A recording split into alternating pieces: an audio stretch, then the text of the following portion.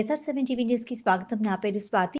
అన్నమయ్య జిల్లా గాలివీడు మండలంలో కరెంట్ లేక రజకుల ధోబీ ఘాట్ శిథిల వ్యవస్థకు చేరింది. 2012వ సంవత్సరం అప్పటి R&R నిధుల సుమారు 30 లక్షల రూపాయలు ఖర్చుతో నిర్మించిన కరెంట్ సౌకర్యం లేక వినియోగించుకోవడం లేదు అని తెలియజేశారు. కరెంట్ ఉంటే మేము అద్దెలకు రూమ్ తీసుకొని చేయవలసిన అవసరం ఉండేది కాదు అని తెలియజేశారు. కనుక అధికారులు వెంటనే స్పందించి కరెంట్ సరఫరాను పునరుద్ధరించాలని రజకులు కోరుతున్నారు. రిపోర్టింగ్ పై రవీంద్రరెడ్డి, గాలివీడు మండలం.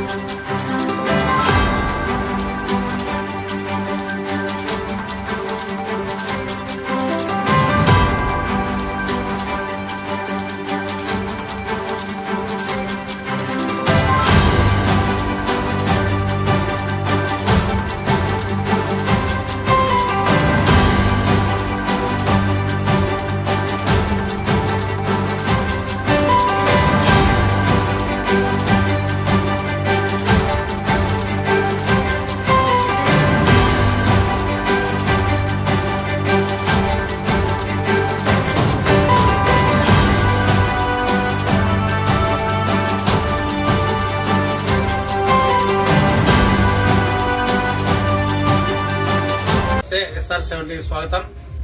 ఇప్పుడు మనము గాలివీడు మండలం వెలిగెల గ్రామ పంచాయతీలో ఉన్నాము. నిరుపయోగంగా ధోబీ ఘాటు ఎందుకు నిరుపయోగం అయింది ఇప్పుడు అడిగి తెలుసుకున్నాం. అన్న, అక్కడ ధోబీ ఘాట్ కట్టి 2016లో కట్టినారు. ఎందుకు అట్లా నిరుపయోగం ఉంది, దాన్ని ఎందుకు వదిలేస్తున్నారు చెప్పండి.